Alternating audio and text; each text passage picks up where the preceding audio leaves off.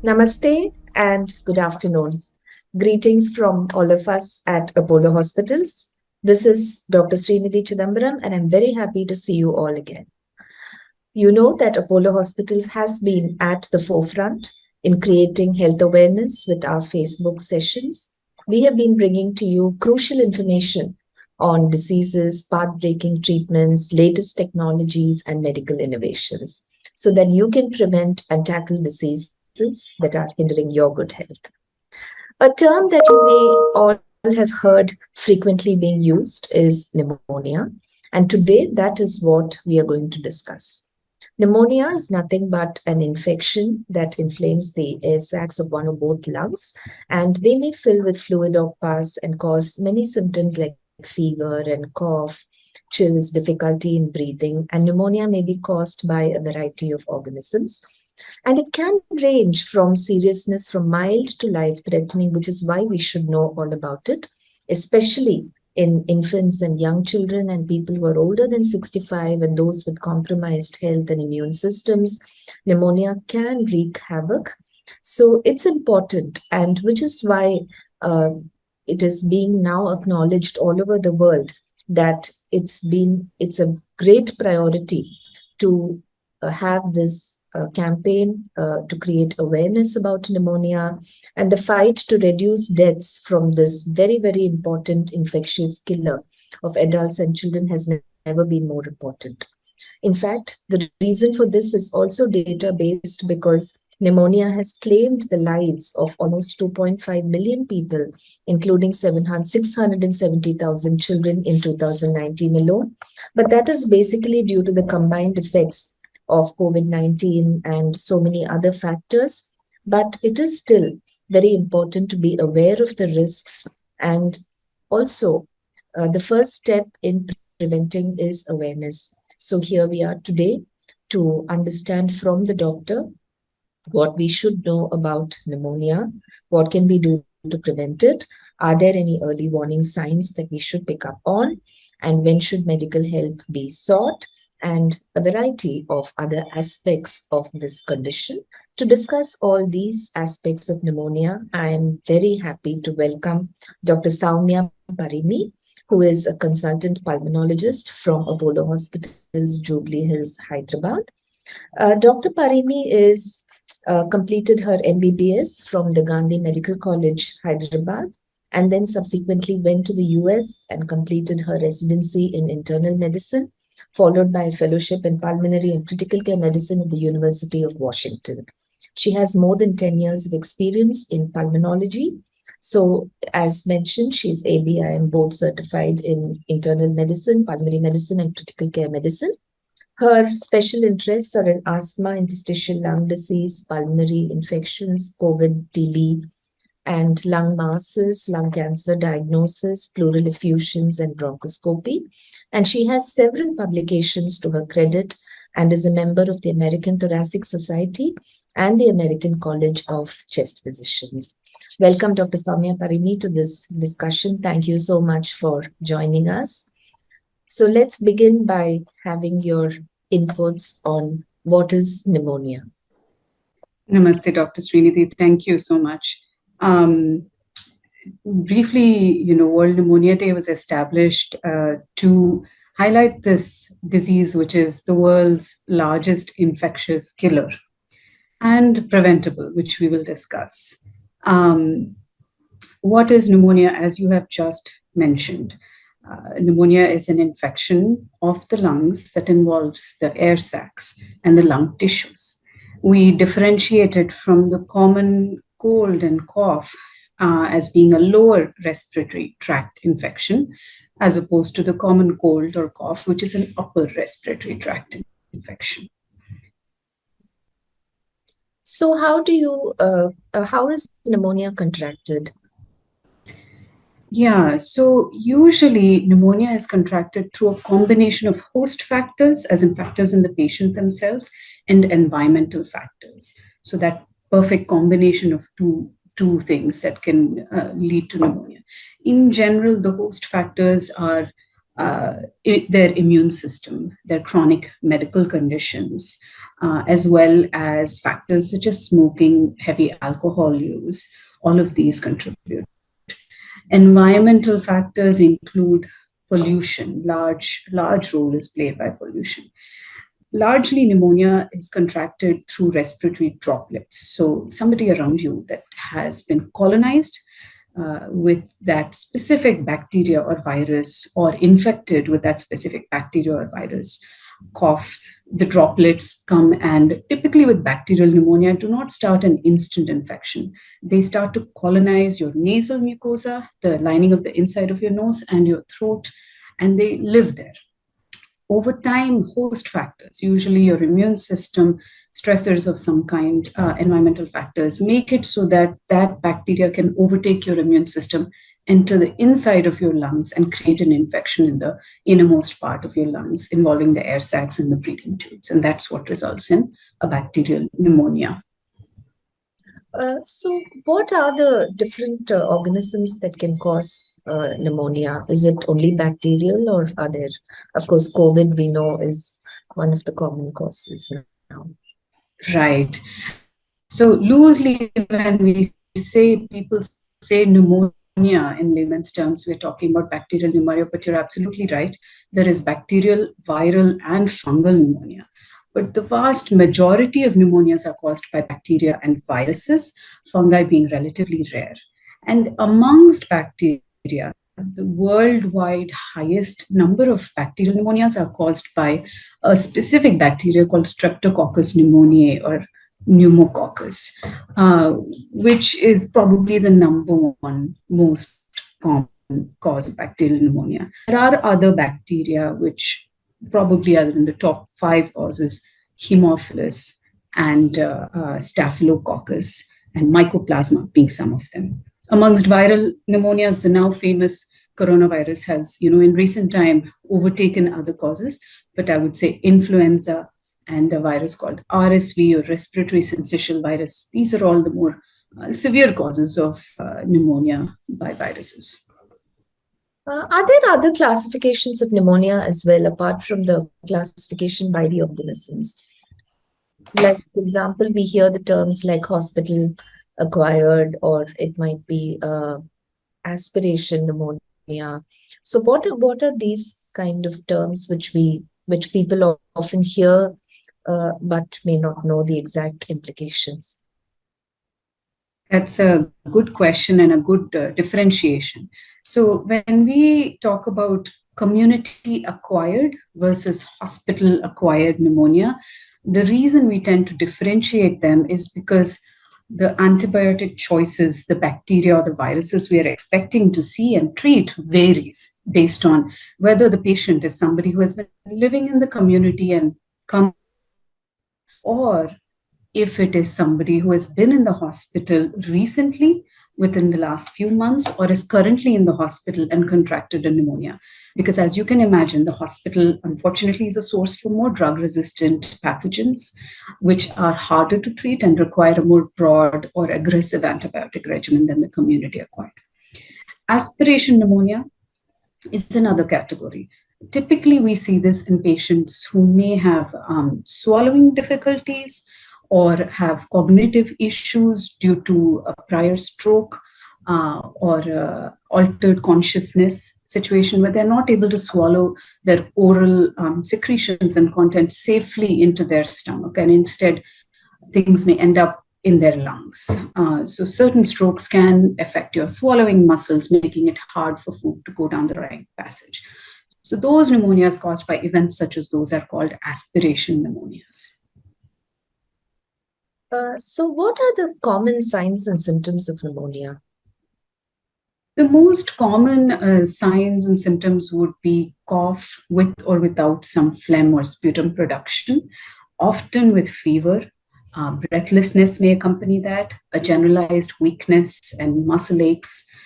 There may be some chest discomfort or pain with breathing, what we call pleuritic chest pain. The patient, if they're elderly or have immunity issues, may have a lowering of their level of consciousness. if the infection is affecting other organs. So here, what becomes important for people to know is it often starts as perhaps just a innocuous cold or a cough, and especially with the winter months coming in, there might be people saying that they are having the flu or other milder infections. So at what point should one be aware that this is not something that should be taken lightly, and when should you really seek medical advice and go to the hospital? That is a very good question. And I think early recognition of this condition can save a lot of lives and potentially prevent a lot of hospitalizations and more serious illnesses. So, the average sort of, as you mentioned, winter virus or cold weather viral infection, upper respiratory infection, typically involves maybe a day or two of fever and a few days of cough, and largely nasal drainage being the large symptom. If your fever is persisting beyond the first couple of days, or at least not reducing in its severity, if your cough is persisting beyond the first few days, and if there is sputum production with it, if there is any breathlessness or severe weakness associated with it, then definitely we should seek help, especially if there is high fevers or if there is any drop in oxygen saturations or breathlessness, then absolutely you should seek care much sooner. And nowadays, pulse oximeters are being used in households very commonly because of COVID. So, fortunately or unfortunately, we have that tool available. And especially in patients who are older age, over 65, or who have other medical problems, chronic lung diseases such as asthma or COPD, diabetes, stroke, kidney disease, heart disease, the threshold for seeking help should be much lower than an otherwise young, healthy person. That's very important. So, you already mentioned that there are some people who are at higher risk. So, apart from, are there any more risk factors that people should be aware of? And also, do seasons play a role at all in this? Is it more common during the winters and the rainy season? Yeah, so as far as risk factors, I've kind of loosely touched on them so far, but definitely anybody older age and even extremely young age, infants less than 1 year or so, and people over the age of 65 without any other risk factors would be at higher risk of contracting pneumonia. In addition, people with chronic lung diseases, which is asthma, COPD, bronchiectasis, people with chronic kidney problems, heart disease, all of these are risk factors. People with immunocompromising conditions like cancer or certain conditions, rheumatoid arthritis and other things that require them to take special medicines that suppress their immune system, they are more likely to contract infections. In addition, there are lifestyle factors, smoking being a huge one. Cigarette smoke affects your lungs' ability to fight infection. So the lungs have intrinsic innate immune, protective mechanisms, and the cigarette smoke kind of suppresses those mechanisms and makes it easy for all infections to enter your lungs and cause disease. In addition, heavy alcohol use is also a big risk factor for pneumonia and other infections. You had a second question. My apologies. Weather. About the seasonal trends. Correct. Yes. So that's definitely a component. What is interesting in that is that extremes of humidity, especially high humidity, is a risk factor. It increases lower respiratory infections. Cold weather definitely has an effect, especially on influenza. Influenza cases go up, I think, because the virus is more easily preserved. In addition, acute changes in temperature, as in from today to tomorrow, a sudden drop or rise in temperature by multiple degrees, that is a risk factor. And of course, air pollution is a huge component. How does pneumonia become fatal? So pneumonia worldwide, I would say maybe a third or a quarter of people get hospitalized with pneumonia. And of all people with pneumonia, perhaps there is a 5% mortality, but in those over the age of 65, mortality is more like 10 to 15%.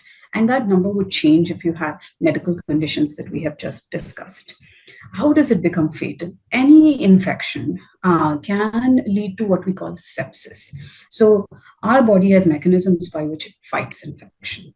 And part of that mechanism involves releasing these inflammatory, cytokines, which sometimes affect your own body as much as it's affecting the infecting organism, sort of caught in the crossfire. When pneumonia is severe, it can trigger sepsis in the body, where the entire body is involved, not just the lungs. And that can, in severe sepsis, lead to an effect on the entire body's organs. I'm talking about the brain, the kidneys, the heart, everything. So you may have confusion, you may have a drop in your blood pressure, you may have chest pain, you may have a drop in your urine output and your kidneys may get affected, your oxygen levels may drop. All of these things are markers of a severe infection or severe sepsis. And those situations, somebody absolutely needs to be in the hospital and in the intensive care unit. Now, the life-saving things in pneumonia are early detection with treatment with antibiotics and IV hydration or fluids. Those are the mainstay. There are other components that come into play, but the most important thing is getting the right antibiotics early and staying well hydrated. And is that the mainstay of treatment? So how is pneumonia? You did mention that, mostly they will have to be hospitalized in the intensive care. Uh, what are the modalities of treatment, and also Right. the modalities of diagnosis as well? Right. So, if somebody comes to me in the outpatient setting with a cough and fever, and I'm suspecting pneumonia, I definitely want to check their vital signs, see if they have a fever, if they have low blood pressure, if their pulse rate is high. So, low blood pressure and high pulse can both be indicative of dehydration or bad infection or early sepsis setting in, especially in the setting of a fever. I want to make sure they're breathing comfortably. Are they breathing fast? What is their respiratory rate at rest? And also, what are their oxygen saturations? If their oxygen saturations are low, even if it is 94% in an otherwise young, healthy person, then that raises alarms. Then I'd go ahead and get a chest x-ray. Typically we diagnose pneumonia by seeing an abnormality on the chest x-ray. Instead of being clear, the lungs have a sort of white patch or an infiltrate, or what we call a consolidation in one or more parts of the lung. We can also do blood tests that will tell us if the white blood cells are high, if the kidney function is being affected, all of these things. So depending on what we find, and sometimes if they are producing sputum or phlegm with their cough, I would have them submit that for a sample for culture. And what that gives us is, if there is a bacteria isolated, under the microscope or in the lab under culture, if they can grow it, then we know exactly what we're dealing with and what the best antibiotic regimen for that is. That is big part of diagnosis. The people that I would hospitalize are definitely the people that show signs of sepsis or other organ involvement or low oxygen saturations. Those are people that need to be watched closely and need a lot of support. The mainstay of outpatient treatment for pneumonia, if somebody has a mild pneumonia, is compensating well, is antibiotics for a minimum of 5 to 7 days and advised to stay well hydrated and monitor their vital signs. But there would be a low threshold for hospitalization if somebody is high risk, or if they have any significant vital sign or lab abnormalities or oxygenation issues, then yeah, absolutely, we would So how long hospitalize. does it take to recover from pneumonia? Yeah, that too depends on how mild or severe it is and the pre-existing health of the patient. If we catch it early in a young, otherwise healthy person, and it is mild and we're treating it at home, typically the 5 to 7 days of antibiotics, there is a significant improvement after that. But the generalized weakness and recovery of total, muscle strength and all that can take up to a couple of weeks. Somebody is hospitalized and it is a severe illness requiring hospitalization or even intensive care unit care, it is a completely different matter. We are talking weeks to months. Again, widely variable depending on what the severity is. Is pneumonia also contagious in terms of people at home? Should these kind of infections be isolated? Yeah, that is a good question. And the answer varies a bit based on what is causing the pneumonia. For example, viral pneumonias are extremely contagious. We're talking about influenza, coronavirus, or COVID, RSV, or respiratory syncytial virus. There are multiple other viruses. They are extremely contagious. So we would strongly recommend those patients to in the first, depending on which virus, 3 to 7 days, stay isolated.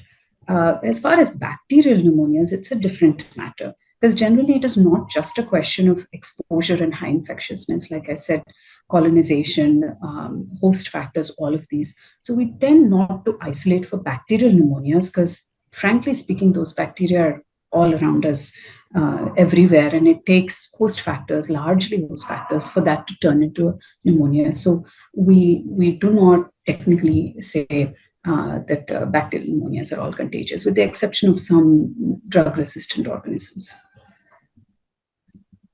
We've often heard of terms like double pneumonia and all that. So, what does that really mean? I think double pneumonia is a term that people are referring to pneumonia involving both lungs as opposed to one lung. So often bacterial pneumonia involves one lobe of one lung. Each lung has multiple lobes. And, it is a matter of how much of your lung is involved and how limited are you going to be, because that much of your ability to breathe is being compromised. So if you have an infection in one lobe of one lung, you still have 75% of your lung function available to you. Whereas if you have pneumonia in multiple lobes or in both lungs in a certain lobe, then you may only have 50% of your lung function, and it's a bigger challenge for you to breathe with that degree of limitation. Sure. So let's now talk about the complications of pneumonia. You already mentioned sepsis.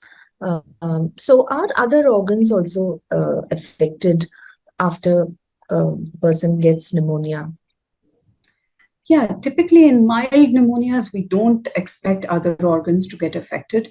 In more severe pneumonias, where people can get dehydrated and other organs, yes, like especially the kidneys can get involved. If they are very dehydrated, the kidneys can easily get what we call kidney injury, and to the extent that kidney failure can occur and the patient may stop producing urine. That is in the most severe cases of pneumonia. Temporarily, patients can get what we call encephalopathy or confusion, especially if they're elderly or diabetic or have other medical problems. Typically, that is something that we consider transient and reversible. As we treat the infection and hydrate the patient, we should see improvement in those issues. So let's talk a little bit about preventing pneumonia. You already touched upon some factors, but if you were to enumerate what are the steps that people can take to prevent pneumonia, what would they be? Yeah, absolutely. I think that is a vital part of our discussion. There are simple everyday steps such as hand washing. Yes, you can sanitize. If there is an option with soap and water, absolutely wash your hands frequently, because a lot of these bacteria are transmitted surface to surface by droplets. Then, of course, there are lifestyle factors, what you can do in your everyday life. The biggest being, healthy diet and exercise. These definitely contribute to a decreased risk of getting pneumonia and decreased risk of getting severe pneumonia. So healthy diet that includes fresh fruits and vegetables and a balanced diet without high content of refined carbohydrates or processed foods is very important. Of course, not smoking. Smoking reduces your lungs defenses, makes it more easy for the bacteria to take hold of and cause infections. And heavy alcohol use should be avoided. In addition, vaccines are a big part of our ability to prevent and protect ourselves from pneumonia. Now, when people refer to pneumonia vaccines, often they're loosely referring to the vaccines that are available to treat pneumococcus, or prevent rather pneumococcus. So pneumococcus, as we mentioned earlier, is the most common bacterial pneumonia, the organism that causes it. So for pneumococcus, I'll just talk about the vaccines we have available in India. Right now, we have two vaccines available in India. One is the Prevnar 13, which has 13 serotypes of pneumococcus covered, and the other is the Pneumovax 23, which has 23 serotypes. And the Prevnar is now a part of childhood immunization schedule. So all children, part of childhood immunization, you get it. But it is also recommended for all those aged over 65 and those with health conditions that I just had listed earlier who are under 65. So chronic lung disease, heart disease, kidney disease, all of these patients should get one dose of the Prevnar vaccine, the Prevnar 13. And 1 year after that, the recommendation is to get the Pneumovax 23 vaccine because that gives you the best antibody load and the best immune protection. In addition, there are other vaccines that protect, such as the influenza vaccine, which is an annual vaccine, the coronavirus vaccine, which is, we have a lot of awareness of right now, and other less known vaccines, which are given as part of our childhood immunization, including the Haemophilus influenzae B vaccine, the MMR vaccine, the diphtheria, tetanus, and pertussis, which is whooping cough vaccine. All of these are given as part of our childhood schedule. They all protect us.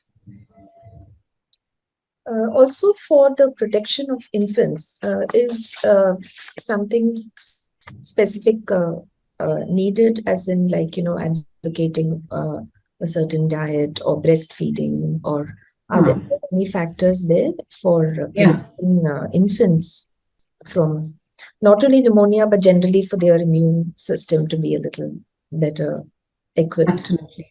Absolutely. So immunization takes a while to kick in, and the most protective thing the infant has is mother's milk, breastfeeding, because the antibodies in the breast milk actually protect the child from infections.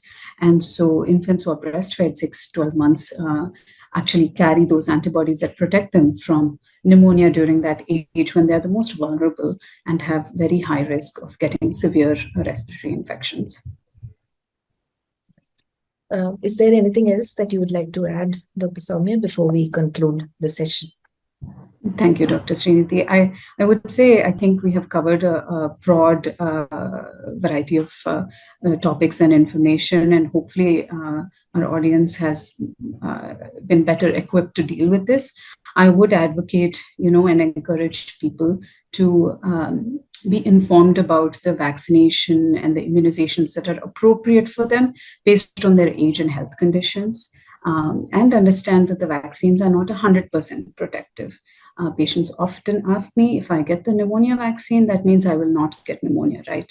And unfortunately, the answer to that is no. So it protects, yes, it reduces the risk significantly, and it also reduces the severity of the illness should you get it. The other extreme that I have seen is people getting the pneumonia vaccines every year, and they are not indicated to be used every year. The influenza vaccine is, but the pneumonia vaccine, especially the Prevnar, is, barring very rare immunity and transplant type issues, is once you just get one dose. And then the Pneumovax 23 vaccine, you get one dose, and then boosters after the age of 65 every 5 to 10 years. So please make sure you discuss with your doctor, and I would like you to be protected, but not to take unnecessary injections also. And hopefully we can help you stay safe and healthy. Absolutely. Thank you, Dr. Soumya, for this wonderful discussion. So viewers, I do hope you found this session informative. World Pneumonia Day is marked every year on 12th November, and this was established by the Stop Pneumonia Initiative in 2009 to raise awareness about pneumonia, to advocate global action, and also to protect against and prevent and effectively treat this deadly illness. So today we have discussed about pneumonia and hopefully covered many points about it so that you can be aware, you can be vigilant, and you can take steps to protect your health. Do write in to us. We are present in all the social media channels. Follow us on YouTube as well to access videos with the latest health information. And if you have more queries, we're always available for you 24/7. Till the next time, stay safe and stay healthy. Thank you and namaste.